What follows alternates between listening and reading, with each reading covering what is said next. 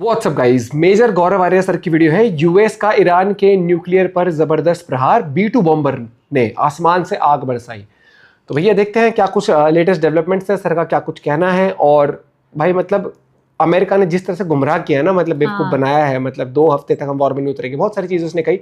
लेकिन आज के टाइम पर आप भाई कह के करोगे तो सब दुनिया तैयार रहती है, आपको वो छलावा काइंड ऑफ ये सब चीज करनी पड़ती है। देखते हैं पूरी वीडियो का लिंक है डिस्क्रिप्शन में। 1 2 3 गो। ईरान के न्यूक्लियर प्रोग्राम का उनको अमेरिका ने रातों रात तबाह कर दिया। दोस्तों, पहले ताकत होनी चाहिए, फिर उसके बाद शांति होती है। तीन उनकी न्यूक्लियर साइट्स नस्तनाबूद हो गई हैं। ये लोग नहीं, हम कंडेम करते हैं यार, हम कंडेम करेंगे। गलत करा यूएस ने। एक फ्रेम बना हुआ था कि जब तक फोर्डो सलामत है हमारा न्यूक्लियर प्रोग्राम सलामत है। फोर्डो को ठोक दिया। पाकिस्तान का बहुत बड़ा हाथ है जो आज अटैक्स हुए हैं। दोस्तों, ballistic missiles are extremely expensive. कोई सस्ती दिवाली की फुलझड़ियां तो है नहीं। वो ईरान के लिए सपोर्ट है, लेकिन दोस्तों सारा सपोर्ट फेसबुक पे है। फेसबुक पे जाके देखें पाकिस्तानियों को, ऐसा लगता है कि लाहौर से सीधा वो AK-47 उठा के दौड़ जाएगा ईरान और यहूदियों से लड़ देगा। एक पत्थर मारेगा तो B2 बॉम्बर आसमान से गिर जाएगा। इतना जज्बा पाकिस्तानी कौम में, सारा फेसबुक पर। कहां से भाई?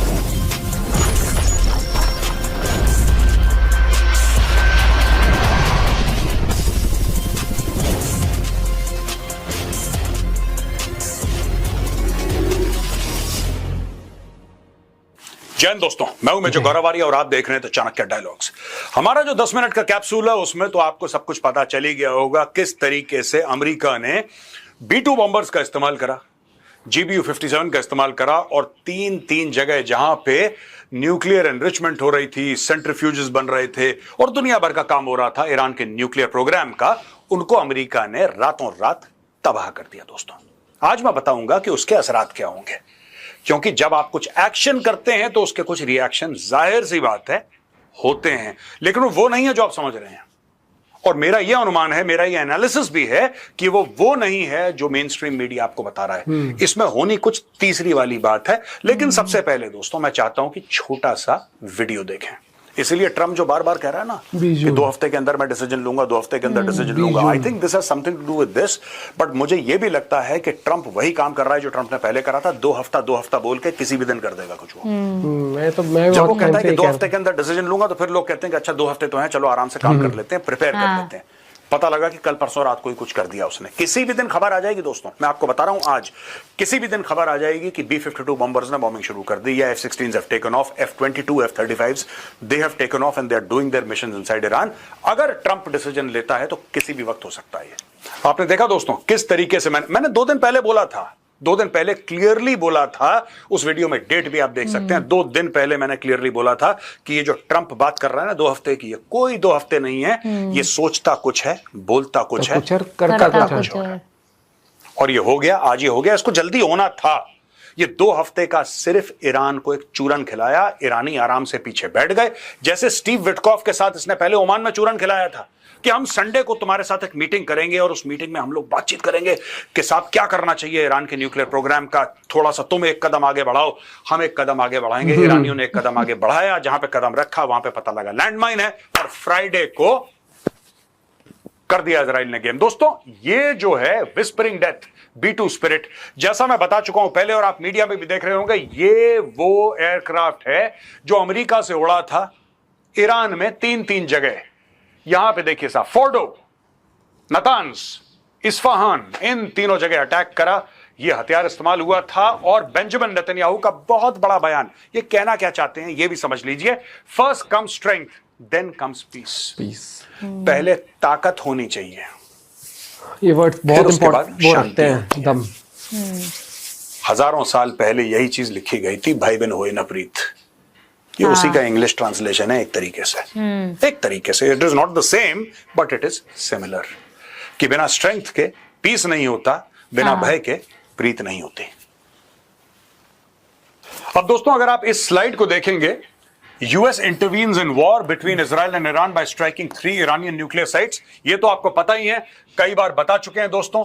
ये आप फोर्डो देख लीजिए, नतांज देख लीजिए, इस्फहान देख लीजिए, इसमें से फोर्डो सबसे ज्यादा इंपॉर्टेंट है। देखिए मैं आपको बताता हूं पहाड़ क्यों के सबसे ज्यादा नीचे है इंपॉर्टेंट ना है। पूरा। सबसे पहले मैं आपको पूरी बात बता दूं, अंत में स्लाइड में मैं आपको यह बताऊंगा फोर्डो का इतना बड़ा नाम क्यों है, कारण क्या है। क्या सिर्फ यही बात है कि वो पहाड़ के 200 फुट नीचे है? ना ना ना, इसके पीछे साइकोलॉजिकल फैक्टर है, ये भी मैं आपको समझाऊंगा। सबसे पहले हेडलाइंस ये हैं कि ट्रंप ने बोला है कि ईरान की nuclear sites were completely and fully obliterated, यानी कि नस्तनाबूद कर दी, वाइप आउट कर दी हैं तीनों sites. Speaking at the White House आज before the attack he threatened more strikes and said Iran faced a choice between peace और ट्रेजेडी। या तो आपको पीस मिलेगा या आपको ट्रेजेडी मिलेगी। ईरान की हुकूमत को यह फैसला करना है कि किस तरफ वो जाना चाहते हैं।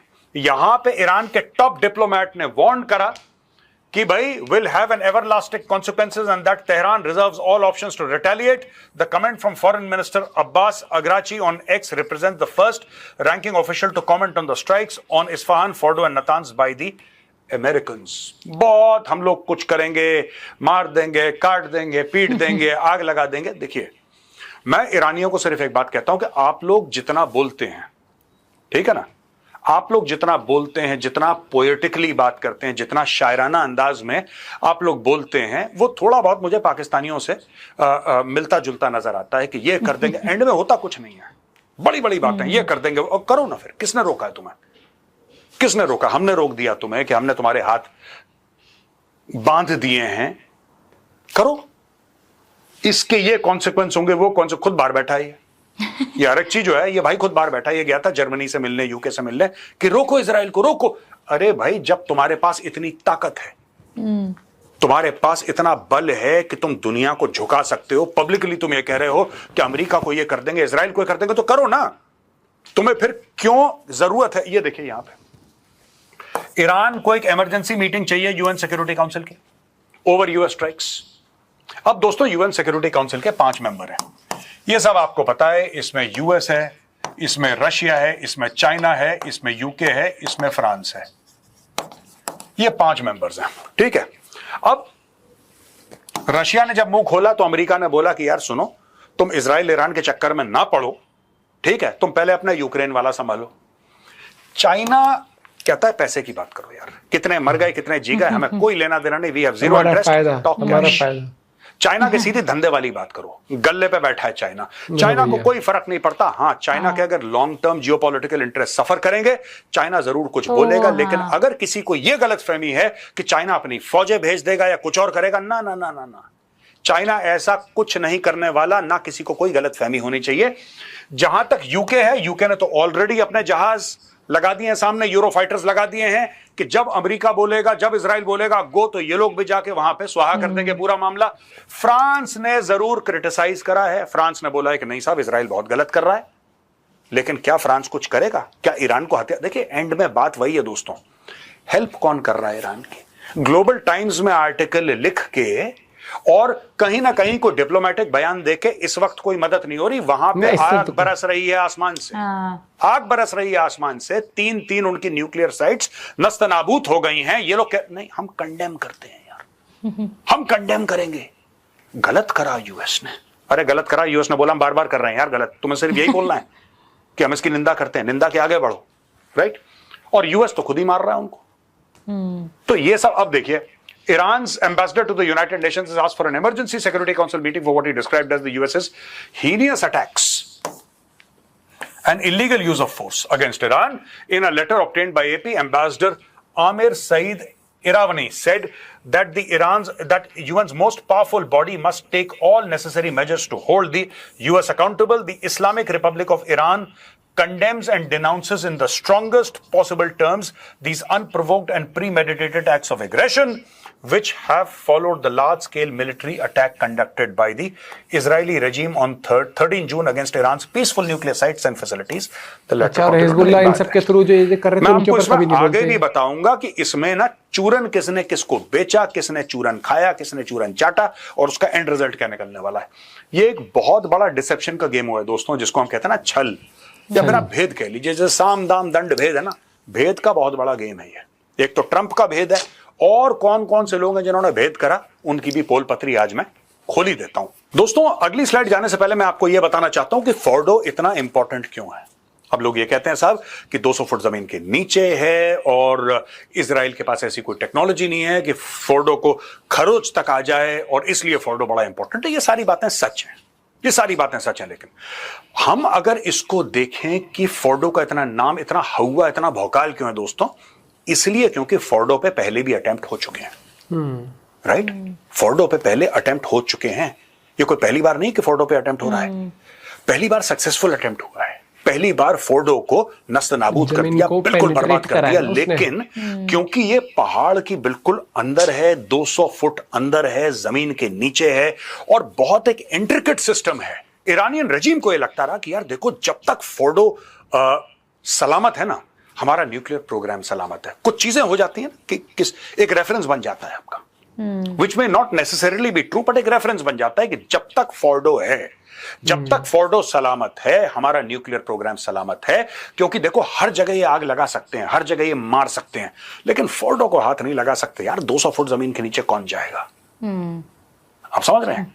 एक लेकिन मेंटल उनके दिमाग में पिक्चर थी ईरानियंस के, एक मेंटल एक फ्रेम बना हुआ था कि जब तक फोर्डो सलामत है, हमारा न्यूक्लियर प्रोग्राम सलामत है। फोर्डो को ठोक दिया फोर्डो को। दोस्तों ये देखिए साहब, फोर्डो, नातांज, इस्फहान। अब ये मैंने आपको ऑलरेडी कवर कर चुका हूं कि ईरान भागा भागा दौड़ा दौड़ा गया है, और क्योंकि फोर्डो पे बम लगा है ना, क्योंकि फोर्डो बर्बाद हुआ है, इसलिए ईरान गया है। इसके पहले तो ऐसी बात कर रहे थे कि अरे देखो ये क्या कर रहे हैं, यहूदी जूस क्या कर रहे हैं, इतना हल्ला नहीं था। अब ये डायरेक्टली पहुंच गए क्योंकि फोर्डो को ठोक दिया है। दोस्तों जो कोशिश हुई है ना फोर्डो के ऊपर अटैक की कोशिश हुई है, ये भी कोशिश हुई है कि किसी तरीके से किले के दरवाजे अंदर से खुल जाए। हर किस्म की कोशिश हुई, न्यूक्लियर साइंटिस्ट मार दिए, ईरान के न्यूक्लियर साइंटिस्ट का असैसिनेशन हो गया, सब कुछ करा, लेकिन फोर्डो सही सलामत था। चीखें ईरान की तब निकली हैं जब फोर्डो बर्बाद हुआ है, और ये चीखें ईरान की। कल बात हुई ना मोदी जी से भी। अब देखिए दोस्तों, ये यूएसए टुडे का आर्टिकल है, investors brace for all price spike. अब ये होना ही है ना, ये तो होना है। जब तो वॉर होगा, it is bad for business, except for those who are selling weapons. बाकी सबको तो देखिए, अब the US attack on Iranian nuclear sites is expected to cause market reactions, potentially increasing oil prices and strengthening the US dollar. Increased oil prices could lead to higher inflation and reduced customer confidence, potentially impacting interest rate cuts. Market uncertainty remains high due to limited information regarding the extent of damage and future developments in the conflict. अब देखिए दोस्तों, international atomic energy वाले आएंगे बीच में और वो बताएंगे कि वहां पे लीकेज हुआ है, नहीं हुआ है, ये एक बात है। फिर how will oil prices and inflation be affected? A key concern for markets would center around potential impact of the developments in the Middle East on oil prices and thus on inflation. A rise in inflation could dampen consumer confidence and lessen the chance of near-term interest rate cuts. ये तो एक चीज है, लेकिन मैं map पे आपको समझाना चाहता हूं कि चक्कर क्या है। ये ऑयल की बात करते हैं, ठीक है जी, ऑयल की लोग बात करते हैं। ईरान से तो वैसे ही लगभग कोई ऑयल नहीं खरीद रहा, ईरान अपने मतलब के लिए ऑयल निकालता है। Iran is floating in oil. Iran के पास गैस का शायद सबसे बड़ी फील्ड्स हैं वर्ल्ड में, amongst the biggest in Iran. It's floating in oil. तो नेचुरल रिसोर्सेज बहुत ज्यादा हैं, लेकिन ज्यादातर अब चाइना खरीद लेगा, कुछ ईरान, कुछ स्मगल हो जाता है पाकिस्तान में। लेकिन इसके अलावा Iran is not this supplier of oil. क्या है दोस्तों की, ये जो पर्शियन गल्फ का एरिया है ना, या बहरीन देख सकते हैं आप, कतर देख सकते हैं, यूनाइटेड अरब एमिरेट्स देख सकते हैं, ये कुवैत आप देख सकते हैं इधर, ठीक है ना।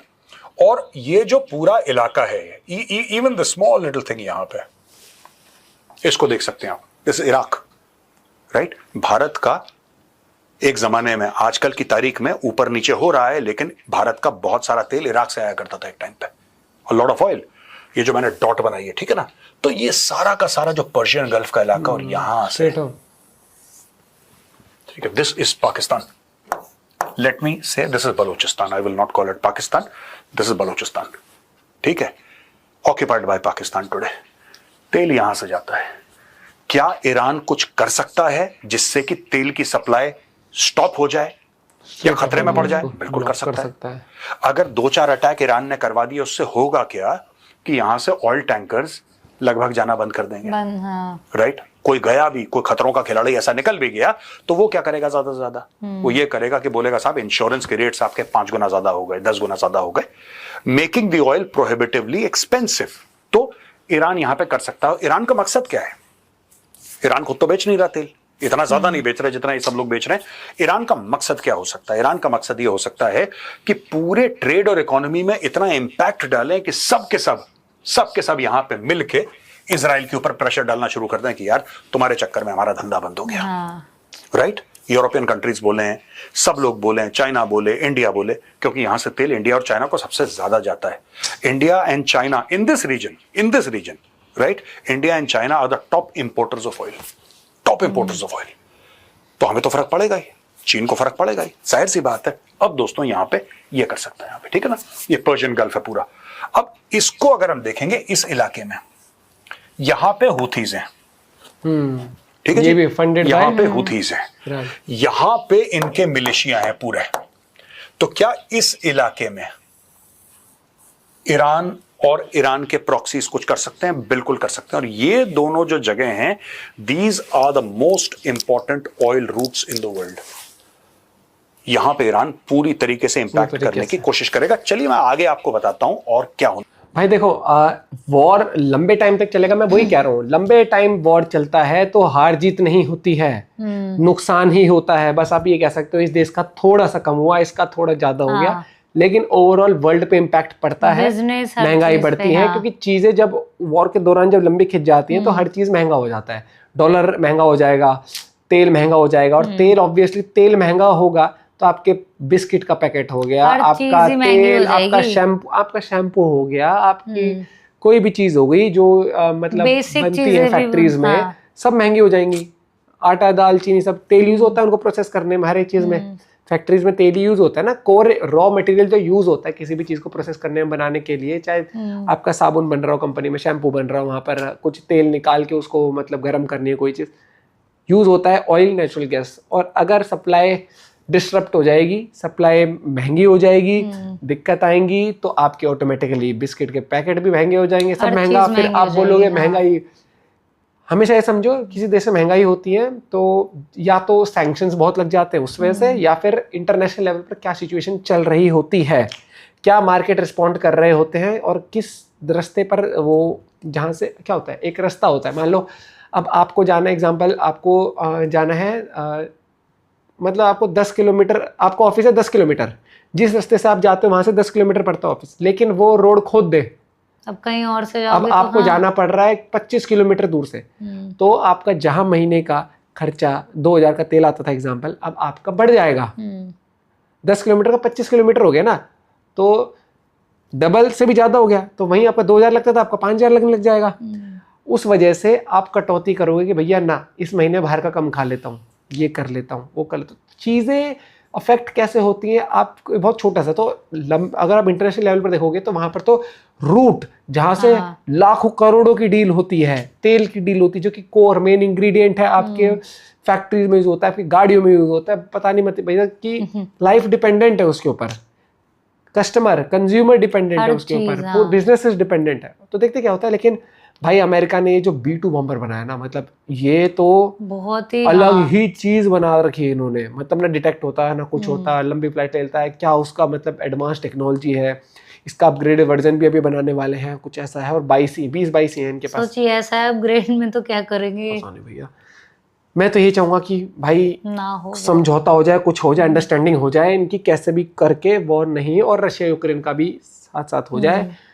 पता ना भैया किस मोड़ पे जाएंगी ये चीजें, लेट्स सी, लेट्स होप कि जल्द ही समाधान हो। अपना पॉइंट भी शेयर करेगा। Bye bye, take care.